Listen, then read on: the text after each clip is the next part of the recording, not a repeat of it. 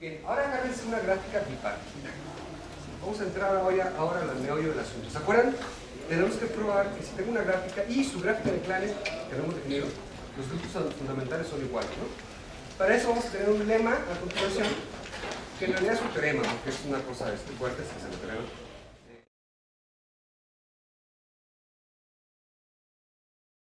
Por eso, la plática fue preparada originalmente para un congreso latinoamericano.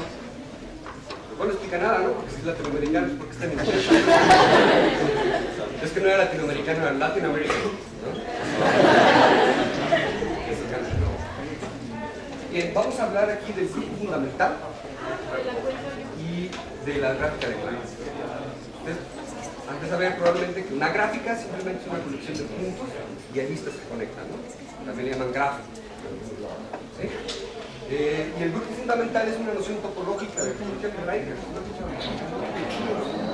Entonces, esto requiere una primera explicación, porque por un lado tengo un objeto muy discreto, la gráfica, y la gráfica de clanes que definiremos, y por otro lado tengo un objeto muy continuo y homologías. Entonces, la explicación es sencilla. Si ustedes tienen una gráfica que tiene un vértice, tiene otro vértice, tiene una arista, normalmente las gráficas se consideran cosas discretas, son los vértices y la relación de adyacencia entre ellos. Las aristas son una relación de adyacencia entre los vértices, pero fácilmente podemos, cada vez que tenemos una arista como esa, pensar que es una curva continua, así, ¿no? Que es una curva, ahí no es nada más la pura relación de adyacencia. De igual manera, si tenemos un triángulo, no nada más vamos a considerar que las aristas que lo componen son curvas continuas, sino que además vamos a rellenar todo eso, y todo eso lo vamos a considerar como un planito de dimensión 2. Y de esta manera comenzamos a conectar la gráfica con los espacios topológicos que vamos a utilizar para calcular los grupos fundamentales.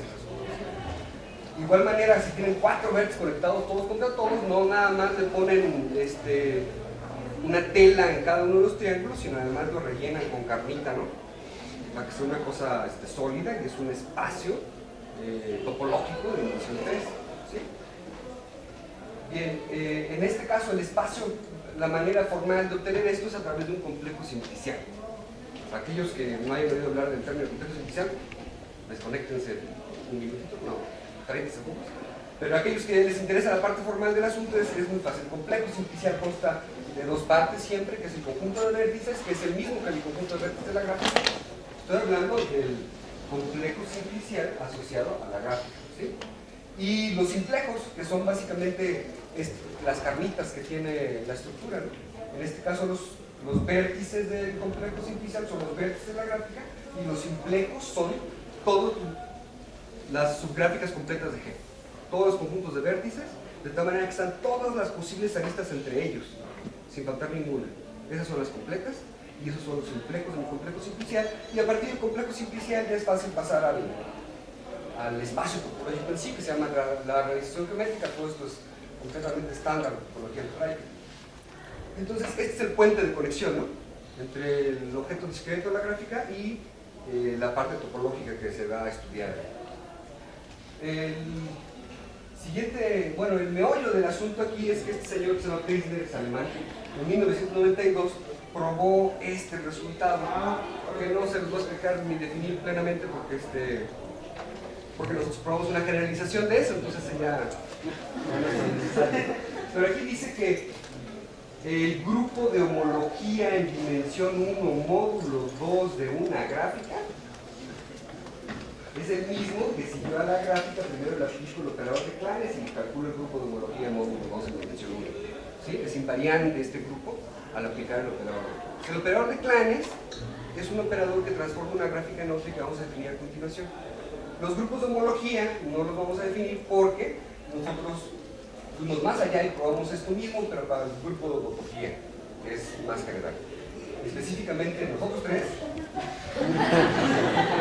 Por cierto, él que está ahí es el autor de este material que están ustedes viendo. Es importante darle el crédito porque al rato van a ver por qué, porque bueno, yo creo que es un trabajo muy padre que hizo, ¿no?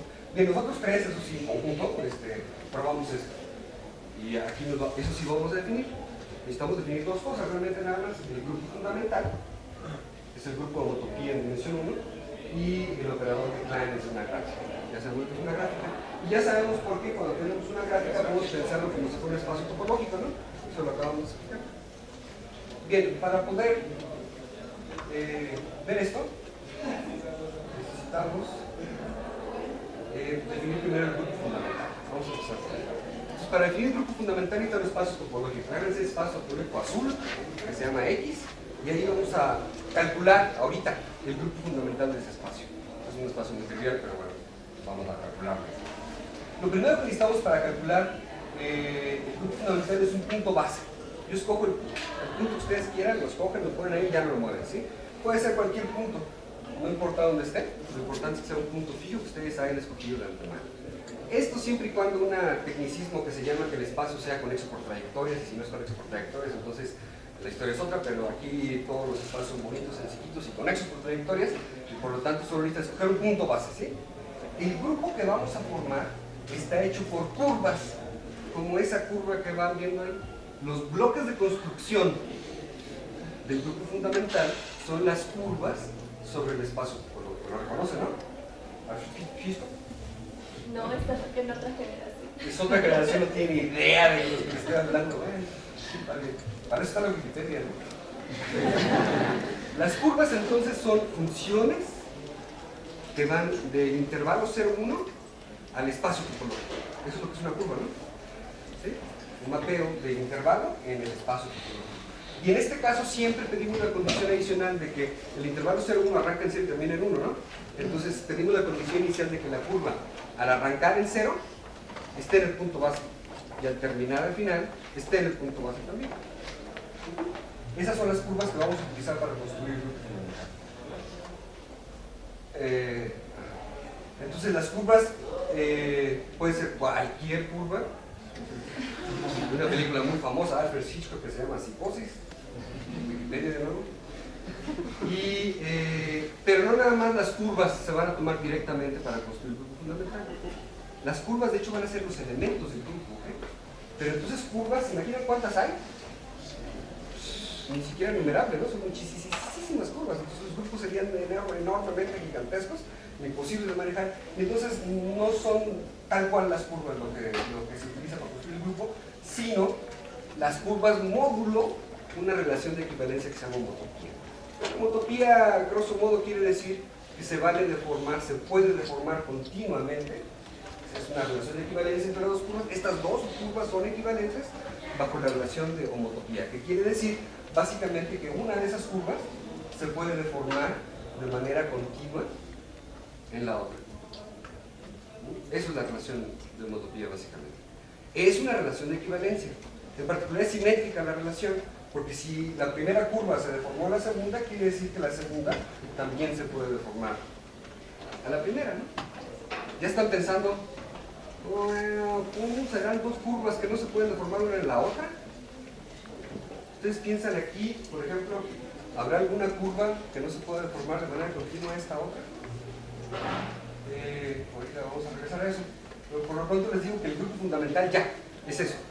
El grupo fundamental es el conjunto de todas las curvas del intervalo al espacio, módulo la relación de equivalencia homotopía, que es esta deformabilidad continua. Eso es lo mismo que decir que el grupo fundamental está hecho de las clases de equivalencia de las curvas con respecto a la relación de homotopía, de deformabilidad continua. ¿Está bien? Y entonces ahora sí, con frecuencia, el número de curvas asociadas, el número de clases de equivalencia de curvas de un espacio es muchísimo menor que el número de curvas, ¿no? Y eso es, me da información acerca del espacio y es mucho más manejable, ¿no? En este caso particular de este ejemplo de aquí, esa curva se puede deformar continuamente hasta el punto base, ¿no? O sea, la curva que arranca en el punto base se queda en el punto base, continúa en el punto base y termina en el punto base. Es una curva, ¿cierto? Un mapeo del intervalo al espacio, mapeo constante. Y este mapeo constante es, de hecho, en este espacio que se llama simplemente conexo, contráctil, etc., todas las curvas se pueden apachurrar de manera continua hasta un punto. ¿A poco no? Los convenció la animacióncita, ¿no? Todas las curvas se pueden apachurrar a un punto. Eso quiere decir que todas las curvas son homotópicas a la curva constante. Eso quiere decir que hay una sola curva en el grupo fundamental.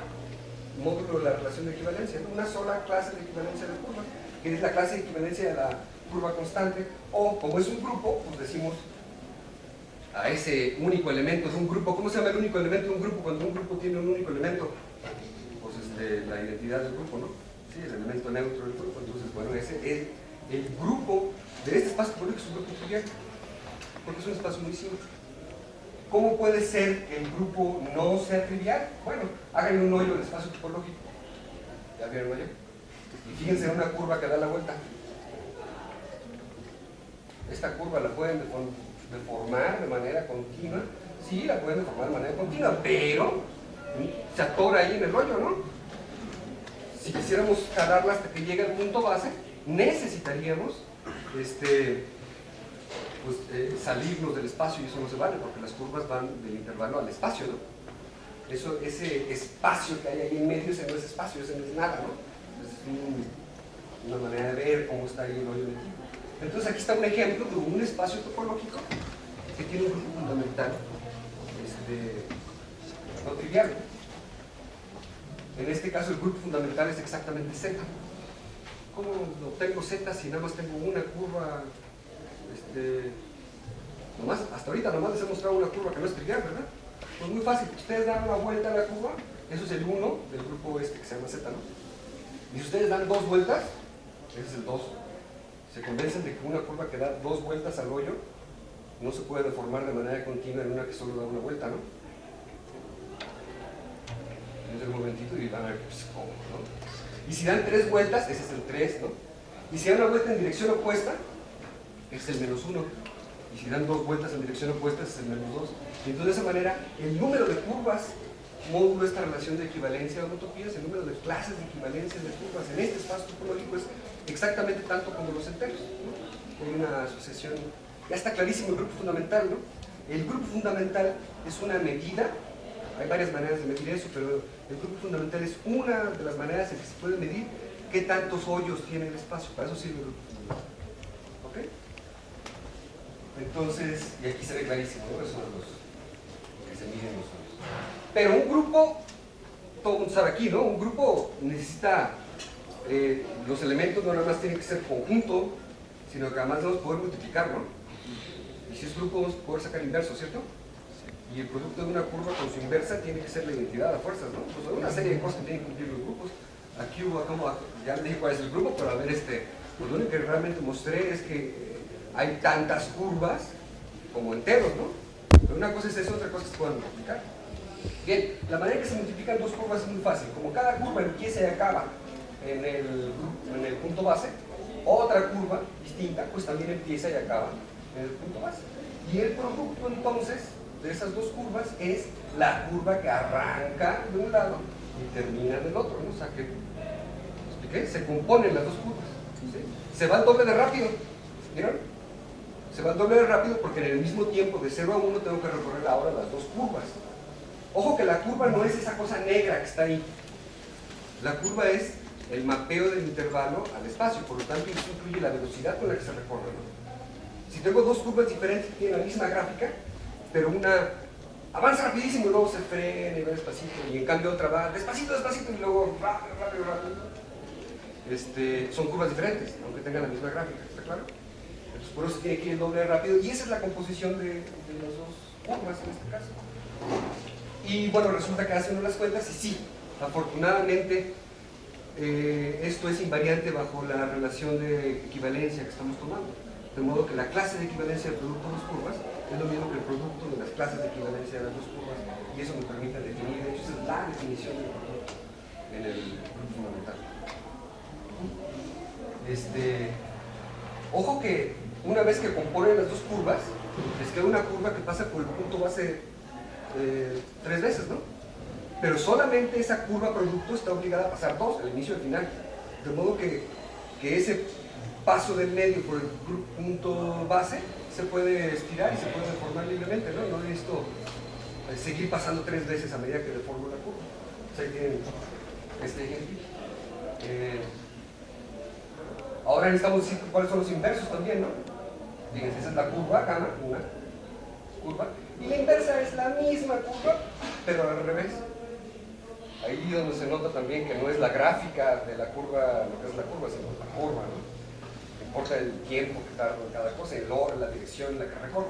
Y bueno, una propiedad esencial de los inversos en un grupo es que si yo agarro un elemento de un grupo y su inverso, los multiplico, me tiene que dar la identidad, ¿verdad? Entonces, vamos a ver si es cierto. Me agarro la curva gamma original y la gamma inversa, eso es la gamma para allá y luego la gamma de vuelta, ¿verdad? Es una curva que va y viene.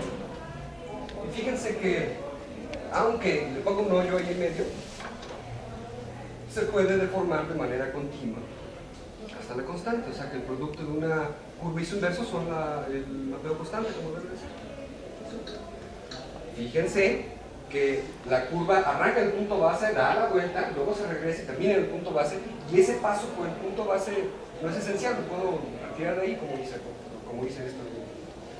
Bien, ese fue el grupo fundamental. Una vez que entienden el grupo fundamental, pasamos a ver qué onda con las gráficas, ¿no? Y cómo se ve el grupo fundamental ya cuando se trata de una gráfica como esa. La gráfica, pues es una cosa así discreta, ¿no? Con puntos y aristas y ya.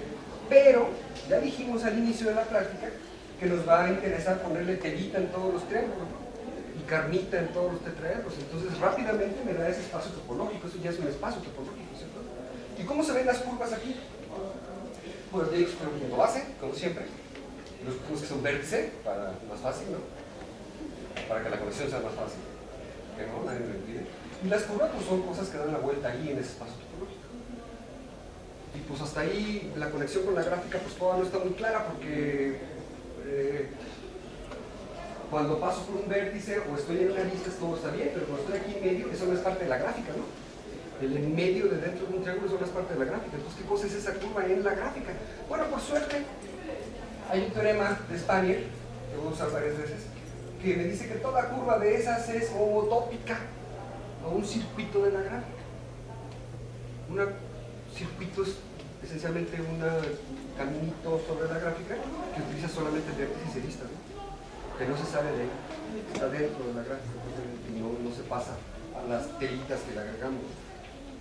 Entonces, un primer paso, poder saber que toda curva se puede transformar en un circuito de la gráfica. El circuito ya es una cosa discreta, consta de esa arista y esa otra y esa y esa y esa y esa y esa.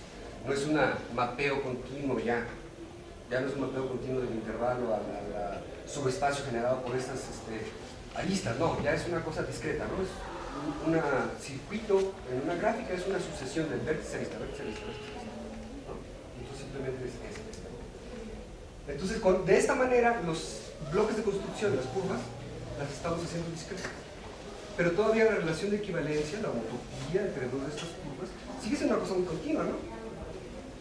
Entonces, eso necesitamos como que también discretizarlo para poder trabajar más fácilmente en gráficas. Y la manera de discretizarlo es, vamos a concentrarnos en un cachito de la curva para ver qué es lo que pasa. Y fíjense, ahí la curva, pues es una cosa así, y se puede deformar de manera continua a una cosa así, tengo de nuevo un circuito. Entonces la manera de resolver esto rápidamente es, bien, y vuelta y de vuelta. Pero estas dos operaciones de transformación son transformaciones continuas, las homotopías que hemos mencionado, que nunca definimos, pero la imagen visual es suficientemente clara para estos propósitos. Se puede transformar en una operación discreta. Cada vez que yo tengo un circuito de la gráfica que pasa por dos aristas, eso es lo mismo que quitar esas dos aristas y poner la otra. Y una operación discreta es así. También se vale la operación inversa. Cada vez que tengo una arista que pasa por uno de los lados de un triángulo, puedo simplemente regresarlo de esa manera. ¿Sí? Y de esta manera se discretiza completamente la noción del grupo fundamental. Es un teorema de Spanier que si hacen esto de esta manera discreta, con estas operaciones elementales discretas, el grupo que obtienen el Spanier es el libro clásico de topología algebraica. Entonces, si hacen esto de esa manera discreta, el grupo que obtienen es exactamente el mismo que el grupo fundamental del espacio asociado, del complejo simultáneo. O sea que eso nos lo resolvieron ya hace 90 años, ¿no? Una cosa así. Y ya, pues, no tanto, pero ya podemos saltarnos esa parte. Y entonces concentrarnos en las operaciones discretas sobre la gráfica para ver qué está pasando con el grupo fundamental. ¿Okay? Entonces tienen ese circuito en la gráfica, ustedes pueden empezar a tratar de contraerlo haciendo operaciones elementales de esta manera. Y de nuevo, igual que antes, y se atoran con el rollo, ¿no? Sigue siendo una medida de qué tan agujerado está el espacio topológico. En este caso, fíjense que ahí tengo un circuito que sube y luego baja, ¿no? Bueno, ahí la operación elemental, bueno, continuamente sería retraerlo de esta manera, ¿no? Y eso se vale. Pero eso no es la operación elemental que dijimos, ¿no? Usaba triángulo siempre. Ah, pues sí es. Uno dice que no, pero dice que sí. Sí es, porque básicamente esto es un triángulo degenerado, en donde los dos vértices de la base son el mismo. Todo esto nada más para enfatizar que la operación elemental esta se vale también en triángulos degenerados. Entonces en este triángulo degenerado paso por esas dos aristas del triángulo y se vale apachurrar y pasármelo por la otra. Eso es parte de la operación elemental. Estamos terminando de definir la operación elemental. Bien, una vez que tenemos ya todo eso, le ponemos como ejemplo otros espacios topológicos, el toro se llama este, porque los hoyos que hemos visto hasta ahora son hoyos, agujeros de cierto tipo, pero hay otro tipo de agujeros, ¿no? El toro, por ejemplo, tiene un agujero ahí en medio, ¿cierto? Es como un tipo diferente, no es que le haya cortado un cacho a la tela, ¿verdad? El grupo fundamental también sirve para identificar este tipo de agujeros, nomás les quiero mencionar. Y no solo tiene este agujero, no sé si lo vean, pero si ustedes recorren en este sentido, ¿sí? Uno alrededor, así, pues ahí en medio también hay otro hoyo, ¿no? Y eso se puede identificar también con el grupo fundamental. Vaya, una curva así, enlaza ese hoyo y ya no se puede contraer. Una curva así, enlaza ese hoyo y tampoco ya se puede contraer. Se puede desplazar y puede hacer muchas cosas, pero contraerse ya no. El grupo fundamental, nomás como cultura general del toro, es el producto abeliano de 0 por z. Y bueno, otro ejemplo que se puede ver como un grupo de generadores y relaciones, dos generadores que conmutan. Y otro ejemplo pues puede ser, por ejemplo, la botella de Klein, que también tiene sus hoyos. Y el grupo fundamental se parece muchísimo. Ese es el que está ahí. Tienen dos generadores que anticonmutan, o sea, casi conmutan. Pero uno se le cambia el exponente, ¿no? Cuando se conmuta. Bien, ahora sí, es sabido que cualquier grupo finitamente presentado, o sea que se puede expresar como hace un momento con generadores y relaciones finitos, se puede obtener como el grupo fundamental de una gráfica, de la manera en que describe. Este resultado ligeramente diferente, pero no hay casi nada que cambiar para obtener exactamente esto. Está en el libro de Rothman de grupos, que seguramente llevan aquí el uso de grupos, ¿no? Bien, una vez que tenemos eso, necesitamos un poco de agua.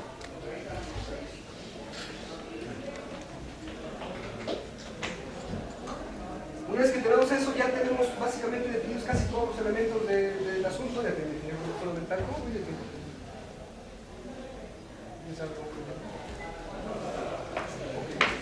Supone que había alguien encargado de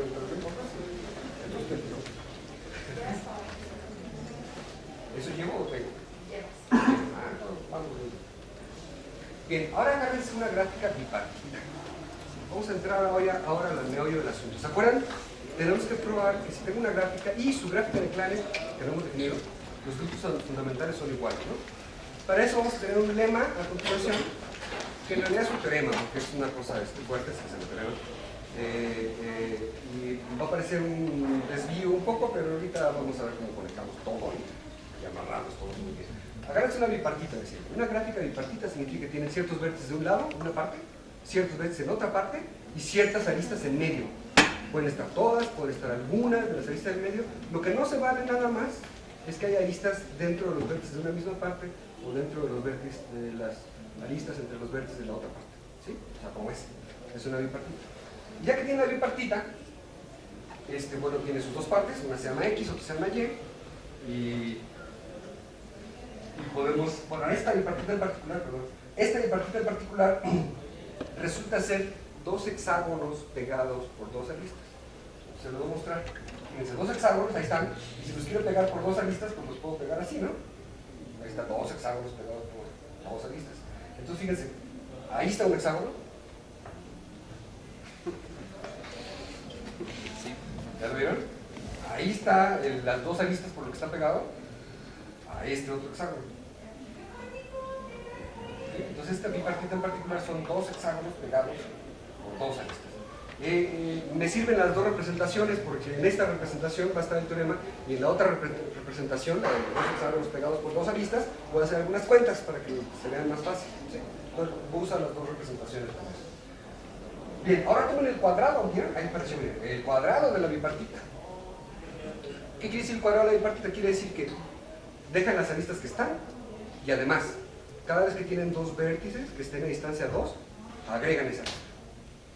¿Cuáles son las aristas nuevas que aparecen? Primera pregunta, ¿aparecen aristas en medio entre una parte y la otra o no? No es retórico, es una pregunta. ¿Aparecen aristas en medio entre la parte X y la parte Y o no? Tiene que haber dos vértices a distancia 2, uno en una parte y otro en la otra. ¿Hay o no hay? Pues no hay, ¿verdad? Porque es bipartita. Y si es bipartita quiere decir que si uno agarra cualquier vértice de acá, cualquier otro vértice de la otra parte, tiene que estar o a distancia 1, ¿cierto? Como estos dos. O a distancia 2, ¿no? Porque sería 1 y 2 terminan en la misma parte. Tiene que estar a distancia 3. 4 tampoco, porque es 1, 2, 3, 4, terminan en la misma parte. No es lo que tiene paridad. Puede estar a distancia 1, distancia 3, 5, etc. Pero distancia 2 no. Entonces cuando tomo el cuadrado ahí no se agregan ninguna nueva arista. Las nuevas aristas se agregan en las partes. Entonces deja de ser bipartita. Por ejemplo, en este caso las aristas se agregan sobre esas. Fíjense. Por ejemplo, esta arista está ahí porque estos dos vértices, antes de agregar las aristas de una parte y las aristas de la otra parte, estaban a distancia 2. Vas a ver, hay una arista ahí que conecta a ellos a distancia 2. Entonces la gráfica que obtengo es... la gráfica que obtengo, ¿se acuerdan? Eran dos hexágonos pegados por dos aristas. Entonces fíjense un hexágono, el cuadrado de este hexágono, ¿cómo se ve? Pues así, ¿no? Estoy agregando las aristas entre vértices a distancia 2. Esto que está aquí, no sé si ya lo vean, pero es un octaedro. ¿Se acuerdan del octaedro? Esta figura descubrieron hace 2500 años, ¿no? Con Platón y todos esos, un sólido platónico. O sea, a lo mejor ahí no se le nota mucho, pero miren, si le mochan ahí tantito, ya se empieza a ver mejor que sí es un octaedro, ¿no? Es una figura de 8 caras. Y así ya se ve mejor que es un octaedro, ¿cierto? Y si le ponen telita, entonces lo que obtienen es un espacio que es una esfera, ¿no? ¿Cierto? Bien, ese es lo que le pasa a uno de los ciclos, de los hexágonos, ¿no? Acuérdense que lo estamos considerando como espacio topológico continuo, ¿no? Se puede en principio deformar de todas las maneras. El otro hexágono, pues le pasa lo mismo, ¿cierto? También lo podemos ver como un octaedro, y ahora van a estar pegados por tres aristas. ¿Por qué? Los hexágonos estaban pegados por dos aristas, ¿no? Ah, pues esos dos vértices, dos aristas, esos dos vértices estaban a distancia 2. Entonces en el cuadrado tengo que agregar esa arista nueva, ¿no? Entonces aquí lo ven, miren. Eso se ve como dos esferas pegadas por un disco desde el punto de vista topológico. ¿Sí? Y aquí se ve, miren. Ese es un octaedro. Tiene el polo norte arriba a la izquierda, el polo sur abajo a la derecha y el cuadrado es diagonal. ¿Ya lo vieron? Esa es una esferita ahí dentro, un octaedro. Ese es el triángulo por el que está pegado a este otro octaedro. Pero no sé si se fijaron, esas dos aristas quedaron fuera. Esas dos aristas no formaron parte de ninguno de los dos octaedros. Y si no formaban parte de ninguno de los dos octaedros, quiere decir que le está faltando, ¿no? Que todavía no estoy capturando todo el espacio topológico asociado ahí. Y bueno, pues vamos a ver qué es lo que está pasando. En mi situación de los dos hexágonos pegados por dos aristas, tengo el cuadrado de un lado, el cuadrado del otro lado, el triángulo rojo que pega uno con el otro, y esas dos aristas se ven así. Esos dos vértices están a distancia 2 y los tengo que poner a la vista, ¿no? Bien, pero resulta que esa arista forma ahora es una bola, son 4 los vértices. 4 los vértices. Son 4 los vértices que están conectados todos contra todos. Esos 4 que están ahí, fíjense. Estos dos, junto con estos dos, están conectados todos contra todos. Todas las aristas posibles están ahí. De modo que eso ya no es una esfera, ¿no? ¿Qué es eso topológicamente? Una bola, ¿no? Rellena con carnita. ¿Sí? Lo mismo pasa del otro lado. Hay una bola rellena con carnita. Finalmente, entonces, ahí está, fíjense, uno de esos tetraedros, una bola con carnita, y allá está el otro. Entonces, topológicamente, lo que significa es que tenían las dos esferas pegadas por un disco como antes y con dos pegotes adicionales, ¿no? Que son bolas, rellenas. Bien, resulta que el grupo fundamental de esto, el espacio topológico es trivial.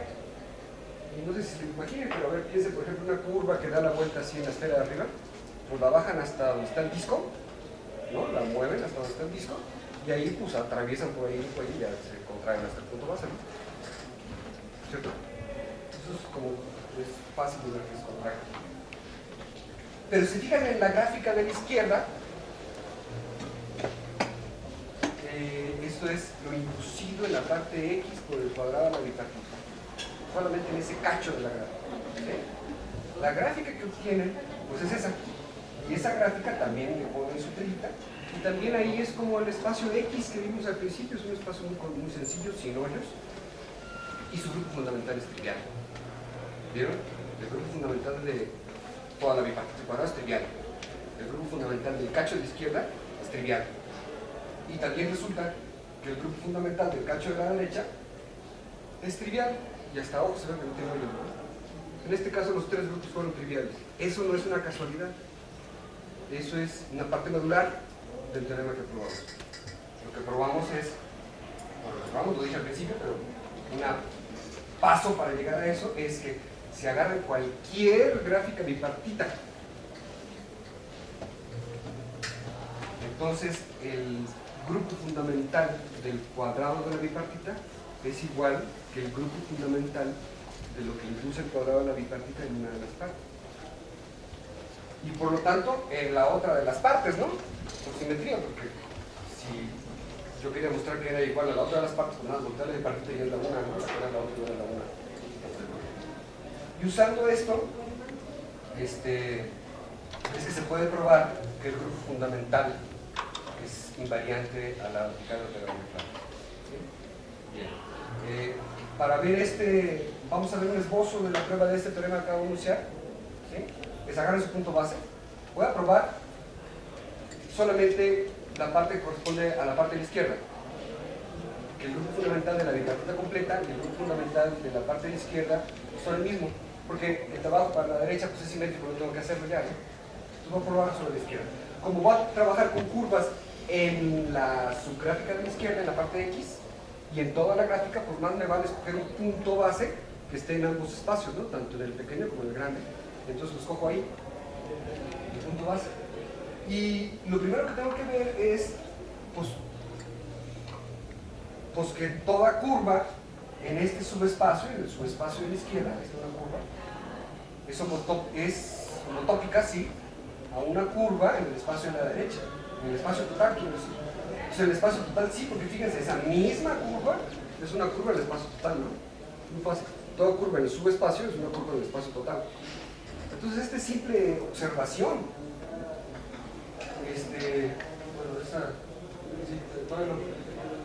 Otra cosa que hay que observar es que si yo tengo una homotopía, una operación elemental en el subespacio de la izquierda, eso también es una operación elemental en el subespacio total. Es una trivialidad, pero esta simple observación me permite mostrar que ya, automáticamente, tengo un homomorfismo de grupos del grupo fundamental del subespacio de la izquierda al grupo fundamental total.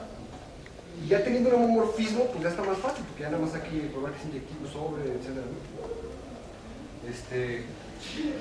Este homomorfismo lo que hace es la clase de equivalencia de una curva en el subespacio de la izquierda, la manda a la clase de equivalencia de esa misma curva en el subespacio total.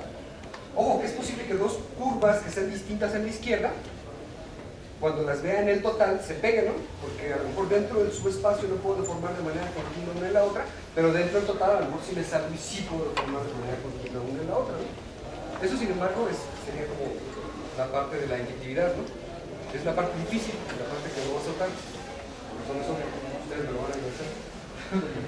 Pero la otra parte que no es que es bastante fácil, de hecho, es la parte de la sobreyectividad. ¿Qué pasa si tengo un circuito en la gráfica total? Necesitaría, para que este homomorfismo sea un isomorfismo de grupos, necesito que cualquier curva en el total sea homotópica a una curva en el espacio chico de la izquierda, ¿no? Eso siempre se puede hacer.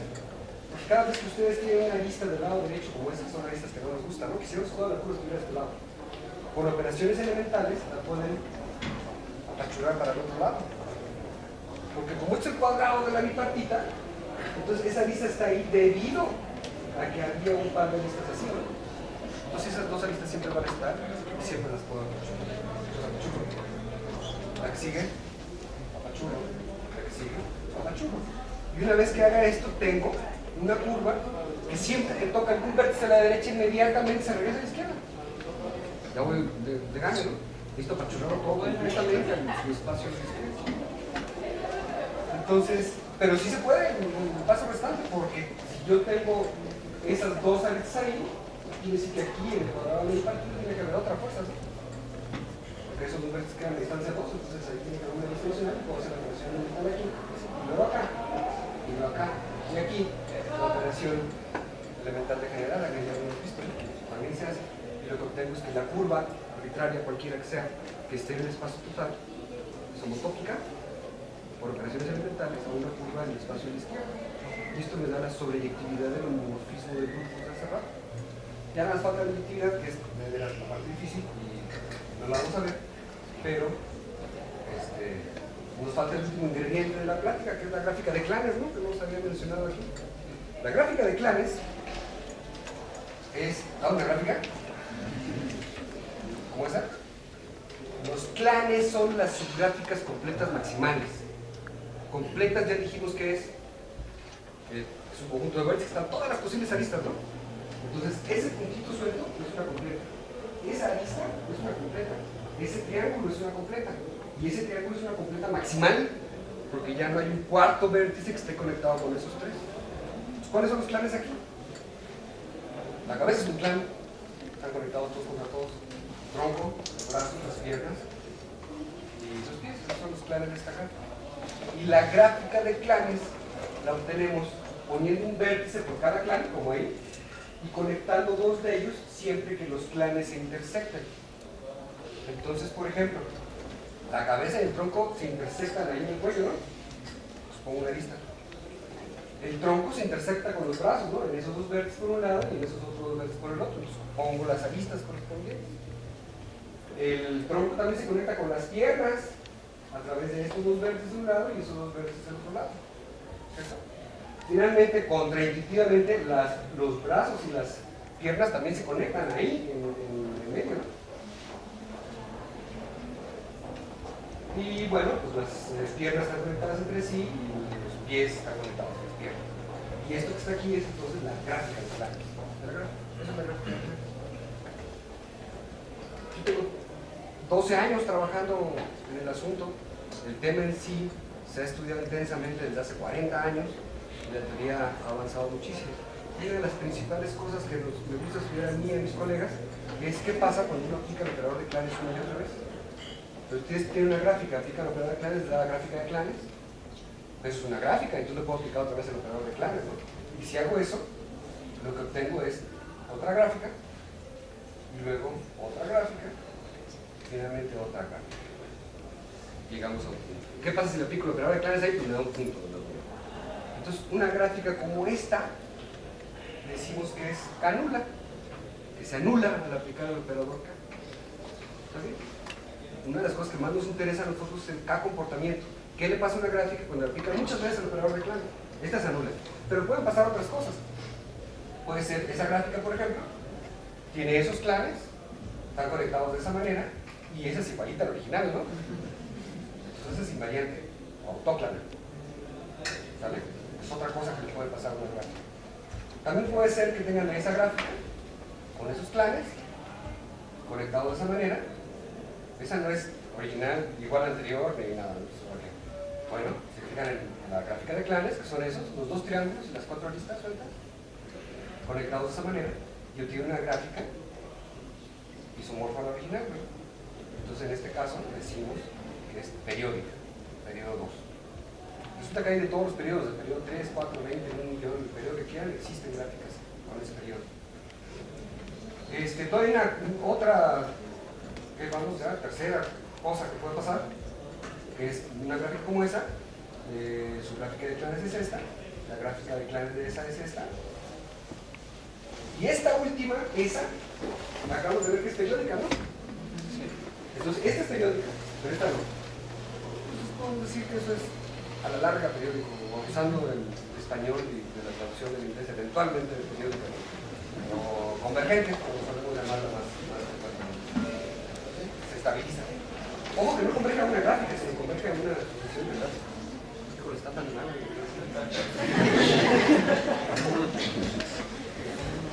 Hay una última cosa que le puede pasar a las gráficas de claves, a las gráficas de claves. Acuérdense, el octaedro de hace rato. El octaedro es casi una completa. Solamente le faltan esas tres aristas rojas.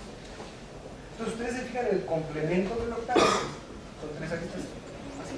Claro que si son tres aristas sueltas, pues mejor les contamos así sueltas, ¿no? Es el octaedro de dimensión 3. La dimensión 4 es así. La dimensión 5 es así.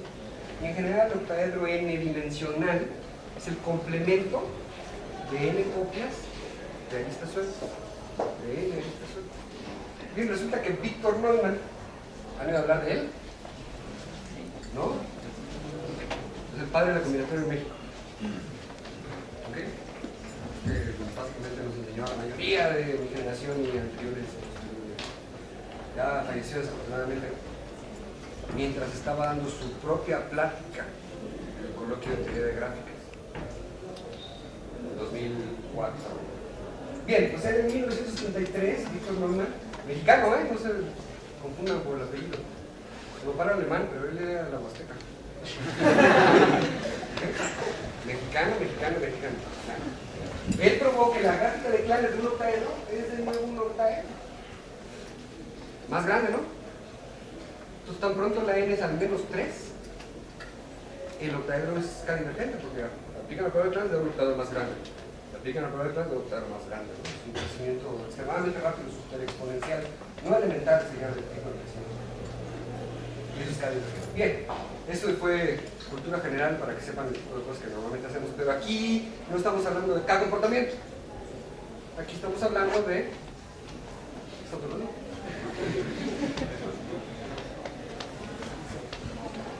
Los clanes de la gráfica del grupo fundamental, ¿no? ¿Dónde está el grupo fundamental? Fácil, fíjense. Agárrense una gráfica, que no les voy a decir quién es. Ustedes tienen que averiguar cuál es. Pequeño misterio. Y agárrense sus clanes. O sea, agárrense ahí a la izquierda los vértices de la gráfica y allá a la derecha los vértices de la gráfica de clanes. Pregunta, ¿ya con esto pueden decir cuál es la gráfica? Es una gráfica que tiene 5 vértices y 3 clanes. No, la respuesta es no puede. Pero entonces les doy más información y les digo, fíjense, ese clan, pues ahí es un vértice de la gráfica de clanes, uno. Pero como clan, es un conjunto de vértices en la gráfica original, ¿no? Si yo les digo, ese clan consta de exactamente esos dos vértices de la gráfica original, y ese otro clan consta de exactamente esos dos vértices, esos 3 vértices de la gráfica original, y ese otro clan consta de exactamente esos 3 vértices de la gráfica original, entonces, ¿ya me pueden decir cuál es la gráfica original? ¿Sí? ¿Cuál es? Una arista arriba y un triángulo aquí, un triángulo acá, pues sí. ¿Y no habrá más aristas? No, la respuesta es no, no hay más aristas. Entonces, esta es una bipartita que tiene por partes, a la izquierda la gráfica original, los vértices de la gráfica original, y a la derecha los vértices de la gráfica de clanes, y es bipartita, ¿verdad? Y si ustedes, esta bipartita en particular se llama específicamente la bipartita clánica de la gráfica. O sea, la puedo construir a partir de G, ¿no? La bipartita, no es una bipartita porque es la bipartita clánica, no toda bipartita es bipartita clánica de alguien. Y bueno, la bipartita clánica se define así, los vértices son los vértices G, unión disjunta, los vértices de cada G.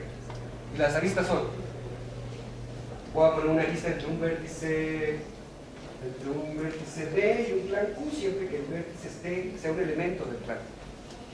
¿Cierto? Así es como es la cosa. Esa es la definición. ¿Y qué pasa ahora si a esta? Ok. Vamos a recuperar ahora, como el compañero dijo, ¿no? La gráfica de la izquierda, y nos fijamos en ese vértice verde y nos fijamos en, entonces, que necesariamente tiene que haber esa lista, ¿no? porque si es un clan quiere decir que es una completa conjunto de vértices que subyace. Y si se fijan en nuestro otro clan, y su conjunto de vértices subyacente tiene que ser una completa, maximal de hecho, y del otro lado también, y tenemos exactamente la gráfica que dijo el compañero. De esta manera, recuperamos la gráfica original a partir de la bipartita clánica. Pero no solamente, la magia aquí es que, bueno, y esas aristas que agregamos, la magia se lo digo muy bien, esas aristas que agregamos son exactamente las aristas que hay que agregar cuando tomamos el cuadrado de la bipartita clánica. ¿Ya lo vieron? ¿Sabes que puse una arista es porque hay un vértice del otro lado que conecta las dos, ¿no? Aquí ya estamos conectando con lo que estaba atrás. Pero no solamente, también aparecen esas otras aristas nuevas en el cuadrado de la bipartita. Pero qué chido, porque esas aristas nuevas son exactamente la gráfica de clanes. Tengo esos dos clanes, ¿por qué está esa arista ahí? Porque tienen ese vértice en común en la intersección. Y si tengo esos otros dos clanes, ¿por qué hay una arista ahí? Pues porque hay un vértice común en la intersección. Al tomar el cuadrado de la bipartita clánica, lo que tengo es exactamente, por un lado la G y por otro lado la KG, que es esa gráfica que se llama KG. Entonces, de esta manera podemos, tenemos la bipartita clánica, y del lado izquierdo tenemos G, y del lado derecho tenemos KG. Y eso nos permite entonces conectar con el teorema. Así estábamos sorprendidos cuando dijo, ¡órale, eso es cierto! Nos permite conectar con el teorema que vimos de la bipartita, ¿no? Que decía que el grupo fundamental de la bipartita es isomorfo al grupo fundamental de cualquiera de los dos cachos al cuadrado. Dije bipartita, pero la bipartita al cuadrado, ¿eso? Entonces, agárrense con la gráfica, eso quiere decir que el grupo fundamental de la gráfica es isomorfo al grupo fundamental de la gráfica de clanes de la gráfica, y también es isomorfo al grupo fundamental del cuadrado de la bipartita clánica. Y eso es lo que finalmente probamos que generaliza el resultado de Prisner, que vimos hace rato, y con eso